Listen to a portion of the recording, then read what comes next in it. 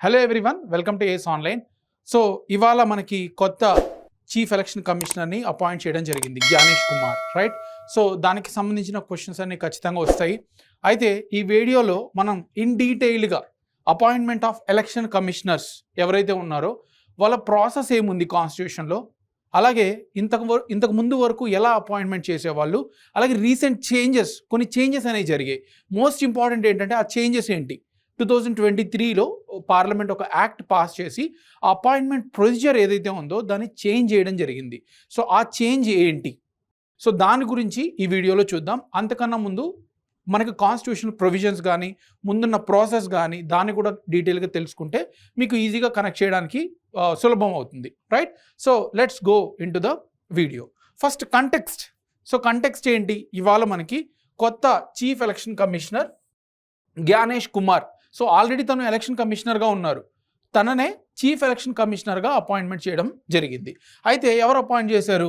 3 member committee.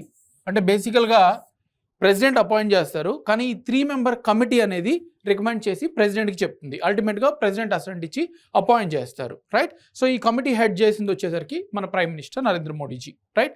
So this is the context. But ఇంతకన్నా detail మనకి ఇంకా క్లారిటీ వచ్చేదానికి మనం చాలా డీటెయిల్స్ చూడాల్సి ఉంటుంది, fine. So first, who are actually election commissioners? మనకి ఎలక్షన్స్ అనేది core part of the democracy. ఒకరిని ఎన్నుకోవాలంటే అది డెమోక్రసీలో మెయిన్ థింగ్ ఏంటంటే ఎలక్షన్స్, రైట్. సో దానికోసమని మన కాన్స్టిట్యూషన్ రాజ్యాంగం ఆర్టికల్ 324లో ఎలక్షన్ కమిషన్ ఒక ఇండిపెండెంట్ బాడీగా, ఆర్గనైజేషన్గా మన కాన్స్టిట్యూషనే రూపొందించడం జరిగింది. సో ఆర్టికల్ 324 ద్వారా ఎలక్షన్ కమిషన్కి ఏవైతే ఎలక్షన్స్ కండక్ట్ చేయడానికి, లోక్సభ ఎలక్షన్స్ కానీ, రాజ్యసభ ఎలక్షన్స్ కానీ, లేదా అసెంబ్లీ ఎలక్షన్స్ కానీ, లెజిస్లేటివ్ కౌన్సిల్ ఎలక్షన్స్ కానీ, వీటన్నిటినీ ఎలక్షన్స్ కండక్ట్ చేయడానికి ఆ పవర్ ఎవరికి ఇచ్చిందంటే కాన్స్టిట్యూషన్ మనకి ఎలక్షన్ కమిషన్కి ఇచ్చిందనమాట, రైట్. సో ఇక్కడ వీళ్ళని, ఈ కాన్స్టిట్యూషన్ ఏదైతే ఎలక్షన్ కమిషన్ ఉందో దాన్ని నడిపించడానికి కొంతమంది మెంబర్స్ ఉండాలి, రైట్. అది ఒకరా, ఇద్దరా, ముగ్గురా అనేది కాన్స్టిట్యూషన్ చెప్పలేదు. కాన్స్టిట్యూషన్ ఏం చెప్పిందంటే ఎలక్షన్ కమిషన్ ఎంతమంది అయినా అపాయింట్ చేయొచ్చు. యూజువల్గా ఫస్ట్ మనకి 1990s వరకు ఒకే ఎలక్షన్ కమిషనర్ ఉండేవాళ్ళు, తనే మనకి చైర్మన్గా యాక్ట్ చేసేవాళ్ళు. అయితే తర్వాత ఈ ఎలక్షన్స్ ప్రాసెస్ అనేది పెరగడం వల్ల, జనాభా పెరగడం వల్ల, ఎలక్షన్స్ కూడా డిఫరెంట్ స్టేజెస్లో జరగడం వల్ల మనకి 3 మెంబర్ బాడీగా రూపొందించడం జరిగింది, రైట్. సో అయితే ఎవరైతే ఆల్రెడీ 3 మెంబర్స్ ఎలక్షన్ కమిషనర్స్ ఉంటారో అందులో ఒకరిని చీఫ్ ఎలక్షన్ కమిషనర్గా అపాయింట్ చేస్తారు. వాళ్ళు చైర్మన్గా యాక్ట్ చేస్తారనమాట ఎలక్షన్ కమిషన్కి, రైట్. సో ఈ ఆర్టికల్ 324 అనేది ఈ ఎలక్షన్స్ వీటిలన్నిటికీ కండక్ట్ చేయడానికి, మనం చెప్పిన Lok Sabha, Rajya Sabha, vice president elections కానీ, ప్రెసిడెంట్ ఎలక్షన్స్ కానీ, రైట్, లెజిస్లేటివ్ అసెంబ్లీ, కౌన్సిల్, వీటన్నీ జరగడానికి మనకి ఎలక్షన్ కమిషన్కి పవర్ ఇచ్చింది, రైట్. సో ఇక్కడ ఈ ఎలక్షన్ కమిషనర్స్ ఒకరా లేదా ముగ్గురా, ఇద్దరా, ఎవరైనా సరే, సో వాళ్ళని అపాయింట్ చేసే మెంబర్ ఎవరంటే, ద అథారిటీ ఎవరికి ఉందంటే ప్రెసిడెంట్ అనమాట. సో ఈ ప్రెసిడెంట్ అనేవాళ్ళు టైం టు టైము అపాయింట్ చేస్తారు, రైట్. సో అయితే ఈ అపాయింట్మెంట్ చేసేదానికి ఎవరు రికమెండ్ చేస్తారంటే గవర్నమెంట్. ఇంతకు ముందు వరకు మనకి గవర్నమెంట్ ఈ ఆర్టికల్ 324లో అపాయింట్ చేయడానికి ప్రెసిడెంట్కి మాత్రం పవర్ ఇచ్చింది. అయితే ప్రెసిడెంట్ అని చెప్పింది, కానీ ఇంకొక ఆస్పెక్ట్ కూడా చెప్పింది. ప్రెసిడెంట్ ఎలా ఫాలో అవ్వాలంటే ఏదైనా పార్లమెంట్ లా ఏదైతే ఉందో దానికి అనుగుణంగా ప్రెసిడెంట్ అపాయింట్ చేయాలని చెప్పింది మాత్రం ఇక్కడ మనకి చెప్పడం జరిగింది, రైట్. సో ఇంకా ఏ డీటెయిల్స్ మనకి క్లియర్గా చెప్పలేదు. ప్రెసిడెంట్ అపాయింట్ చేయాలి, అయితే ఆ అపాయింట్మెంట్ అనేది పార్లమెంట్ లా ఏదైతే ఉందో దానికి అనుగుణంగా మనకి అపాయింట్ చేయాలని మాత్రం ఈ ఎలక్షన్ కమిషన్ అనేది చెప్పడం జరిగింది, రైట్. సో తర్వాత ఎప్పుడైతే మనకి 3 మెంబర్ బాడీగా అయిందో అందులో చీఫ్ ఎలక్షన్ కమిషనర్ ఉన్నారు. అయితే ముగ్గురికి కూడా ఈక్వల్ ప్రొసీజర్ ఇవ్వడం జరిగింది, ఈక్వల్ పవర్స్ ఇవ్వడం జరిగింది. అంటే ఏదైనా డెసిషన్ తీసుకోవాలంటే చీఫ్ ఎలక్షన్ కమిషనర్ ఒప్పుకుంటే సరిపోదు. It is a voting. ఏదైనా డెసిషన్ తీసుకోవాలంటే 3 మెంబర్స్ ఓట్ చేస్తారు. ఎవరైతే 2 మెంబర్స్ ఒకదానికి మెజారిటీ వస్తుందో వాళ్ళకి డెసిషన్ అనుగుణంగా మనం ఫాలో అవ్వాలి. ఏదైనా డెసిషన్ తీసుకోవడానికి మెజారిటీ ఓటింగ్ అనేది మనకి కావాలన్నమాట, రైట్. సో ఏదైనా డిఫరెన్స్ ఆఫ్ ఒపీనియన్ ఉంటే, ముగ్గురు ఏకీభవించకపోతే మెజారిటీ బేస్డ్ డెసిషన్ అనేది మనం తీసుకుంటారు. ఓటింగ్ ద్వారా మనకి డెసిషన్ అనేది తీసుకుంటారు, రైట్. అలాగే ఈ చీఫ్ ఎలక్షన్ కమిషనరు అలాగే ఎలక్షన్ కమిషనర్స్ ఎవరైతే ఉన్నారో వాళ్ళ పవర్స్ అనేది కాన్స్టిట్యూషన్ ఏం చెప్పిందంటే they are equal to the status of the judge of supreme court. అంటే వాళ్ళకి వచ్చే శాలరీస్ కానీ, అలోవెన్స్ కానీ, లేకపోతే రిమూవల్ ప్రాసెస్ కానీ, రిమూవ్ చేయాలంటే మనకి జడ్జెస్ రిమూవ్ చేయాలంటే ఏం చేయాలి? లోక్సభ, రాజ్యసభ స్పెషల్ మెజారిటీ ద్వారా పాస్ చేయాలి, రైట్? దానికి ప్రెసిడెంట్ కూడా అసెంట్ ఇవ్వాలి. స్పెషల్ మెజారిటీ అంటే లైక్ ఈవెన్ అపోజిషన్ మెంబర్స్ కూడా యాక్సెప్ట్ చేయాలి, not only government. So same అంత హయ్యర్ అథారిటీ మనకి ఎలక్షన్ కమిషనర్స్కి ఇవ్వడం జరిగిందనమాట, రైట్? సో అయితే వీళ్ళ అపాయింట్మెంట్ టెన్యూర్ ఎంత?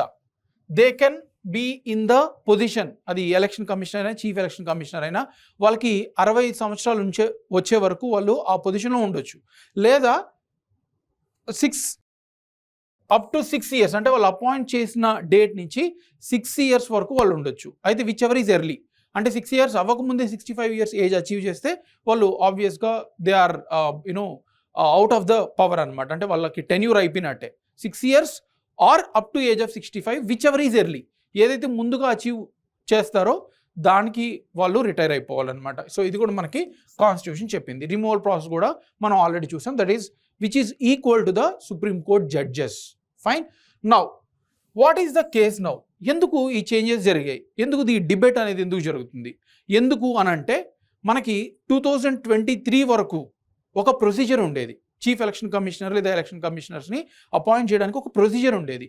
ఆ ప్రొసీజర్ మనకి చేంజ్ అవ్వడం జరిగింది 2023 నుంచి. This is the first time, అంటే కొత్త ప్రొసీజర్ వచ్చాక ఈ ఫస్ట్ టైం ఆ కొత్త ప్రొసీజర్ని ఫాలో అవుతూ ఒక పర్సన్ని అపాయింట్ చేయడం అనేది ఇదే ఫస్ట్ టైం, రైట్? సో ఈ ఎలక్షన్ కమిషనర్స్ ఎవరైతే ఉన్నారో వాళ్ళని అపాయింట్మెంట్ చేసే ప్రొసీజర్ చేంజ్ అయింది. So that is what we are discussing in the video.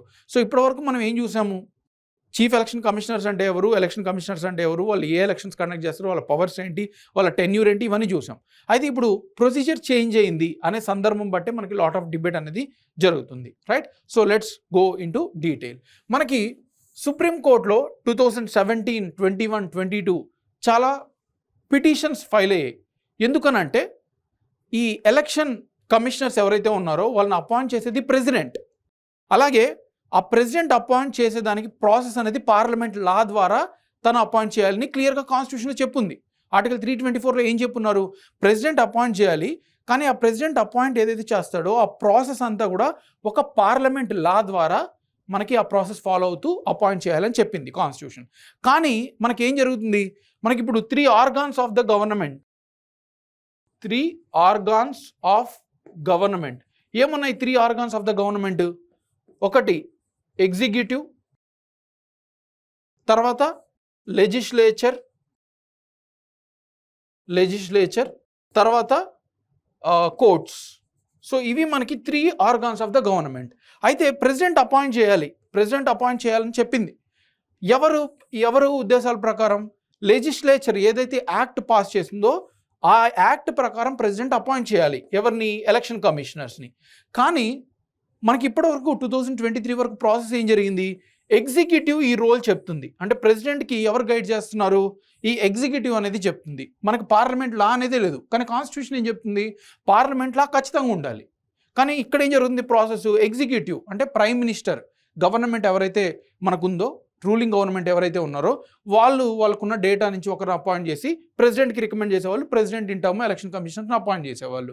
కానీ ఇది కాన్స్టిట్యూషన్కి విరుద్ధంగా జరిగేది.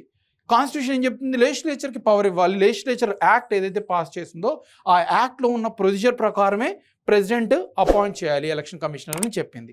సో అందుకని పిటిషన్స్ అనేవి ఫైల్ అయ్యాయి. కాన్స్టిట్యూషన్లో ఒక విధంగా ఉంది, కానీ అపాయింట్మెంట్ చేసే ప్రొసీజర్ అనేది ఎగ్జిక్యూటివ్కి ఇచ్చారు అని పిటిషన్స్ ఫైల్ అయ్యాయి అనమాట. ఆర్టికల్ 324 సబ్ క్లాస్ 2 ప్రకారం, రైట్? సో దాన్ని కన్సిడర్ చేసిన సుప్రీంకోర్టు ఏం చెప్పిందంటే, సుప్రీంకోర్టు మనకి చీఫ్ ఎలక్షన్ కమిషనర్ని అపాయింట్ చేసే పవర్ ప్రెసిడెంట్కి ఉంది, కానీ వాళ్ళు పార్లమెంట్ లా ప్రకారం ఏదైతే పార్లమెంట్ లా ఉందో దాని ప్రకారం మాత్రమే ప్రెసిడెంట్ అపాయింట్ చేయాలి. కానీ మీకు ఇక్కడ పార్లమెంట్ లానే లేదు. సో అందుకని ఏం చెప్పిందంటే మనకి ఇదంతా earlier procedure. So earlier procedure ఏం చేసేవాళ్ళు? ప్రైమ్ మినిస్టర్, గవర్నమెంట్ వాళ్ళకున్న డేటా నుంచి అపాయింట్ చేసేవాళ్ళు. అయితే సుప్రీంకోర్టు ఏం చెప్పింది? 2023 జడ్జిమెంట్లో సుప్రీంకోర్టు ఏం చెప్పిందంటే మనకి ఇక్కడ కాన్స్టిట్యూషన్ క్లియర్గా మెన్షన్ చేసింది, ఒక లా ఉండాలి, లా ప్రకారం ప్రెసిడెంట్ అపాయింట్ చేయాలి, ఎగ్జిక్యూటివ్కి ఆ పవర్ లేదు. ప్రెసిడెంట్ ఏదైనా లా ఉంటే దాని ప్రకారం ఎగ్జిక్యూటివ్ ఫాలో అయ్యి ప్రెసిడెంట్కి ఇవ్వచ్చు, కానీ లా లేకుండా మీరు అపాయింట్ చేయడానికి కుదరదు. So it is a wrong procedure అని క్లియర్గా నిర్ధారించింది. సో అలా నిర్ధారించడమే కాకుండా కొన్ని సజెషన్స్ కూడా ఇచ్చింది. మీరు ఏం చేస్తారంటే ఒక పార్లమెంట్ లా తీసుకురండి, లోక్సభ రాజ్యసభ ఇద్దరు పాస్ చేయండి. ఆ లాలో ఏం చెప్తారంటే ఒక కమిటీ, ప్రెసిడెంట్కి ఒక కమిటీ అడ్వైస్ చేయాలి. ఆ కమిటీలో ఎవరు ఉండాలి? ప్రైమ్ మినిస్టర్ ఉండాలి హెడ్, అలాగే లీడర్ ఆఫ్ అపోజిషన్ ఆఫ్ లోక్సభలో లీడర్ ఆఫ్ అపోజిషన్ ఎవరైతే ఉన్నారో, ప్రజెంట్ మనకి రాహుల్ గాంధీ ఉన్నారు, right? So leader of opposition ఉండాలి, అలాగే చీఫ్ జస్టిస్ ఆఫ్ ఇండియా కూడా ఉండాలి. వీళ్ళ ముగ్గురు ఉండే ఒక కమిటీ ఫామ్ అయ్యి వాళ్ళ ముగ్గురు ఉన్న డేటా నుంచి ప్రెసిడెంట్కి ఒకరిని రికమెండ్ చేయాలి అని సుప్రీంకోర్టు సజెస్ట్ చేసింది, మ్యాండటరీ కాదు, సజెస్ట్ చేసింది. సో ఇక్కడ మీరు అబ్జర్వ్ చేసినట్టయితే సుప్రీంకోర్టు జడ్జిమెంట్ ప్రకారం ప్రైమ్ మినిస్టర్ గవర్నమెంట్లో పార్ట్ అంటే ruling party, leader of opposition party అంటే రూలింగ్ పార్టీ కాదు, chief justice neutral person. So వీళ్ళు ముగ్గురు కూడిన ఒక కమిటీ అపాయింట్ చేస్తే ఖచ్చితంగా న్యూట్రల్గా ఉంటారు. ఎందుకంటే ఒకరు రూలింగ్ పార్టీ నుంచి, ఒకరు అపోజిషన్ పార్టీ నుంచి, ఒకరు it is a constitutional post. So న్యూట్రల్గా ఉండడానికి ఛాన్స్ ఉంది.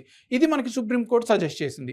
అయితే మ్యాండటరీ చేయలేదు. వీళ్ళు ఏం చెప్పారంటే ఇది మా సజెషను, కానీ మీకు కావాల్సిన లా ఏదైతే పార్లమెంట్ లా ఉందో దాన్ని పాస్ చేసి దానికి అనుగుణంగా మీరు ప్రెసిడెంట్కి రికమెండేషన్ చేయొచ్చు. ఇది మా సజెషన్, మీరు ఏం చేసుకుంటారో మీ ఇష్టం, బట్ పార్లమెంట్ లా అయితే పాస్ చేయండి అని సజెస్ట్ చేసింది. సజెస్ట్ కాదు, ఇది రూలింగ్, ఓన్లీ ఇది మాత్రమే సజెషను, కానీ హోల్ పిటిషన్స్ అన్నింటినీ కన్సిడర్ చేసి ఫైనల్ హియరింగ్ అనేది ఇచ్చిందనమాట. సో దాంట్లో భాగంగా మనకి పార్లమెంట్ ఏం చేసిందంటే 2023లో ఒక యాక్ట్ పాస్ చేసింది. Chief election commissioner and other election commissioners appointment conditions of service and tenure of office act 2023. So ఈ యాక్ట్ అనేది తీసుకొచ్చింది అన్నమాట పార్లమెంట్. దేనికోసం? వీళ్ళని అపాయింట్మెంట్ చేయడానికి. ఇందులో క్లియర్గా మెన్షన్ చేసింది. ఏం మెన్షన్ చేశారు? ఒక 3 మెంబర్స్ కమిటీ ప్రెసిడెంట్కి రికమెండ్ చేస్తారు, దానికి అనుగుణంగా మనకి ప్రెసిడెంట్ అపాయింట్ చేస్తారని చెప్పింది. ఆ 3 మెంబర్స్ ఎవరు? ఒకటి మనకి prime minister, supreme court judgement pronounce చేసింది, ఓకే. లీడర్ ఆఫ్ అపోజిషన్, ఇది కూడా రికమెండ్ చేసింది, ఫైన్. కానీ థర్డ్ ఇక్కడ చూడండి, చీఫ్ జస్టిస్ని తీసేసి cabinet minister nominated by prime minister. Cabinet minister అంటే ఎవరు? Government, again ruling party. So ఇక్కడ 2 members ruling party, 1 member opposition. So ఏమవుతుంది అప్పుడు? గవర్నమెంట్కే, మనకి రూలింగ్ పార్టీ ఏదైతే ఉందో దానికే పవర్ వస్తుంది అనమాట. చీఫ్ జస్టిస్ని తీసేసి మనకి ఇద్దరు, ఒకరు ప్రైమ్ మినిస్టర్, ఇంకొకరు క్యాబినెట్ మినిస్టర్, వీళ్ళిద్దరూ plus opposition leader of opposition కలిపి ఒక ఉన్న మెంబర్స్ను సెలెక్ట్ చేసి ప్రెసిడెంట్కి రికమెండ్ చేయాలని చెప్పింది అనమాట. సో చీఫ్ జస్టిస్ని ఒమిట్ చేసింది, ఫైన్. సో ఇది మనకి ఒక 5 నేమ్స్ ఏదైతే ఉన్నాయో, లా మినిస్ట్రీ ఆఫ్ లా ఉంటుంది, లా మినిస్టర్, వీళ్ళు ఒక డేటాను పూల్ చేసి ఒక దగ్గర డేటా పెట్టుంటారు. ఆ 5 మెంబర్స్ నుంచి ఎవరో ఒకరు, ఈ 3 మెంబర్స్ ఎవరైతే ఉన్నారో ఆ కమిటీ ఒకరిని పిక్ చేసి ప్రెసిడెంట్కి రికమెండ్ చేస్తారు. ఫైనల్గా ఇలా అపాయింట్మెంట్ జరుగుతుంది, ఫైన్. సో ఇంతకుముందు ఏం జరిగేది? జస్ట్ ప్రైమ్ మినిస్టర్ ప్రెసిడెంట్కి చెప్పేసేవాళ్ళు ఇలా అపాయింట్ చేయాలి అనేది, ఇక్కడ కమిటీ కానీ ఏది ఉండేది కాదు. సో ఇప్పుడు మనకేం వచ్చింది? ఒక పార్లమెంట్ యాక్ట్ వచ్చింది, అందులో క్లియర్గా ఒక 3 మెంబర్స్ కమిటీ ఉండాలని చెప్పింది. సో ఈ ప్రాసెస్ కాన్స్టిట్యూషన్కి అనుగుణంగా మనకి అపాయింట్ చేయడం జరుగుతుంది అనమాట. ఇప్పుడు ప్రజెంట్ 2023 నుంచి ఈ ప్రాసెస్ని ఫాలో అయ్యి ఫర్ ద ఫస్ట్ టైం ఈసారి మనకి జ్ఞానేష్ కుమార్ని అపాయింట్ చేశారు. అయితే ఇక్కడ ఒక క్రిటిసిజం ఏంటంటే, మనకి సుప్రీంకోర్టు సజెస్ట్ చేసిన ప్రకారం కాకుండా క్యాబినెట్ మినిస్టర్ని ప్లేస్ చేశారు, రైట్? అయితే సుప్రీంకోర్టు ఏం చెప్పింది? It is a recommendation, not a mandatory. So మీరు కన్సిడర్ చేయండి అనేది. అయితే గవర్నమెంట్ అది కన్సిడర్ చేయకుండా చీఫ్ జస్టిస్ని తీసేసి క్యాబినెట్ మినిస్టర్ని ఇంక్లూడ్ చేయడం జరిగింది. So this is the process of appointing the election commissioners and chief election commissioners, right? So thank you.